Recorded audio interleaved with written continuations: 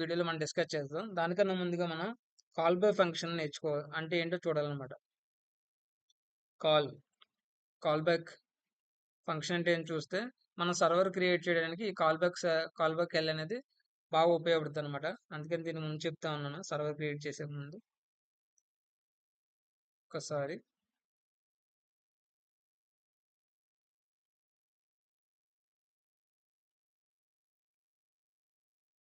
Call back function అన్నమాట. Call back function అని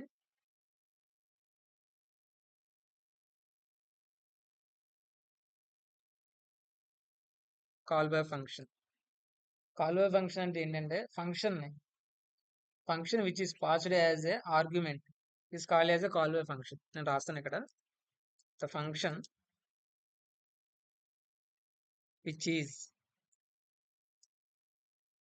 is passed as a argument కింద argument is called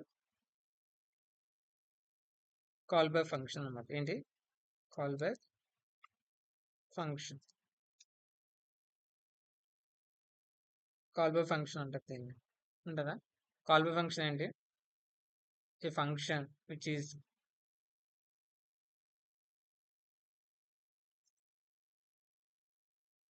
ఏమన్నా call by function the function which is passed as a argument is called as a call by function అంటారు. Call by function ఇక్కడ మనం code రాస్తే suppose ఒక function తీసుకొని function name ఏం పెడతాం? శ్రీకాంత్ అని పెడతాను. శ్రీకాంత్ అని పెట్టి ఇక్కడ క్లోజ్డ్. అర్థమైంది కదా? ఇది ఫంక్షన్ అన్నమాట. ఈ ఫంక్షన్ లో నేను ఏం రాస్తానంటే కన్సోల్ డాట్ లాగ్ అని పెట్టి సంథింగ్ ఏదైనా రాశాను అనుకో, ఇది కాల్ బై ఫంక్షన్. ఈ ఫంక్షన్ కాల్ బ్యాక్ అని పెట్టి ఇక్కడ ఏదైనా రిటర్న్ చేయాలి. కాల్ బ్యాక్ ని రిటర్న్ చేసి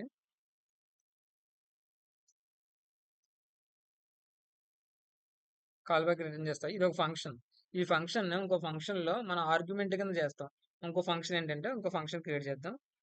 దాన్ని ఆర్గ్యుమెంట్ కింద మనం ఇక్కడ పాస్ చేస్తే ఆ ఫంక్షన్ లో దాన్ని ఫంక్షన్ అని పెట్టి ఇప్పుడు BANNU బన్ను అని పెట్టి సేమ్ ఇక్కడ మళ్ళీ ఒక ఫంక్షన్ క్రియేట్ చేసి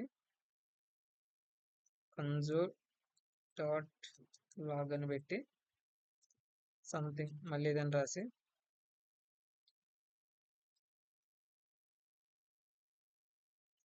అయిపోయింది కదా? ఇది ఒక ఫంక్షన్. ఈ రెండు ఫంక్షన్లనే ఇప్పుడు మనం కాల్ని ఇక్కడ ఏం పెట్టాం? ఒక ఫంక్షన్ శ్రీకాంత్ అనే ఫంక్షన్, ఇక్కడ బన్ను అనే ఫంక్షన్. ఇప్పుడు ఈ కాల్ బ్యాక్ లో ఈ ఆర్గ్యుమెంట్ అన్నాం కదా, ఈ ఆర్గ్యుమెంట్ లో ఈ యొక్క బన్ను అనే ఫంక్షన్ ని మనం కాల్ చేస్తే దాన్ని కాల్ బ్యాక్ ఫంక్షన్ అంటే ఎలా అంటే శ్రీకాంత్ లో శ్రీకాంత్ అనే దాంట్లో ఇప్పుడు కాల్ బ్యాక్ ఫంక్షన్ లో ఏమైనా బన్ను అని పిలవాలి, బన్ను అని కాల్ చేయాలి ఫంక్షన్. సో దీన్ని కాల్ బ్యాక్ ఫంక్షన్ అంటారు. మనం ప్రాక్టికల్ గా చూద్దాం. రాస్తాను ఇక్కడ ఫంక్షన్ శ్రీకాంత్ అని పెట్టి కాల్ బ్యాక్ అని పెట్టాను కదా, same console dot log this is callback function. Okay, అర్థమైంది కదా? ఇప్పుడు కాల్ బ్యాక్ ఫంక్షన్ ఉంది కదా, ఆర్గ్యుమెంట్ రిటర్న్ చేయాలి కదా, కాల్ బ్యాక్ అని పెట్టి రిటర్న్ చేశాను. రిటర్న్ చేసిన తర్వాత ఇప్పుడు ఇంకో ఫంక్షన్ తీసుకోవాలి. ఫంక్షన్ బన్ను అని పెట్టాం కదా, అనుకున్నాం కదా, బన్ను. సేమ్ ఇదే ఫంక్షన్ లో కన్సోల్ డాట్ లాగ్. ఇప్పుడు ఇందులో ఏం పెడతాం? ఇదేంటి? ఆర్గ్యుమెంట్ ఫంక్షన్ అని పెట్టా. సో ఇప్పుడు కాల్ చేసేటప్పుడు ఈ బన్ను అనే ఫంక్షన్ ని ఆర్గ్యుమెంట్ కింద తీసుకుంటున్నాం శ్రీకాంత్ అనే ఫంక్షన్ లో. సో ఇలా చేస్తే మనం దాన్ని కాల్ బై ఫంక్షన్ అంటారు. శ్రీకాంత్ అందులో బన్నును కాల్ చేస్తారు, బన్ను.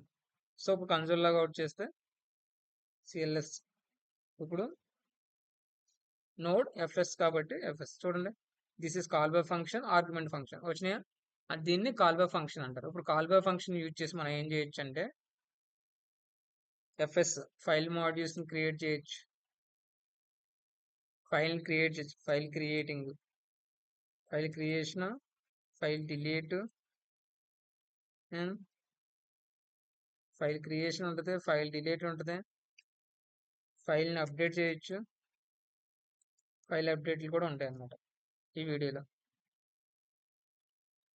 ఈ కాల్ బై ఫంక్షన్ గురించి ఇంకా మీరు కూడా రిఫర్ చేయండి. కాల్ బై ఫంక్షన్ అంటే ఏంటి, కాల్ బై ఫంక్షన్ ఎక్కడ వాడతారు, ఎలా యూజ్ చేయాలి, ఇవన్నీ కూడా మనం నెక్స్ట్ వీడియోలో తెలుసుకుందాం. మీకు కాల్ బై ఫంక్షన్ అంటే ఏంటో మీకు బాగా అర్థమైందని నేను అనుకుంటున్నాను. ఫైల్ క్రియేషన్, ఫైల్ డిలీట్, ఫైల్ను వీటికన్నా ముందు మీకు చిన్న అసైన్మెంట్ ఏంటంటే రీడ్ ఫైల్ అంటే ఏంటి, రైట్ ఫైల్ అంటే ఏంటి, వీటి గురించి కూడా కొద్దిగా రిఫర్ చేయండి. నెక్స్ట్ వీడియోలోకి మనకి ఉపయోగపడుద్ది. Thank you.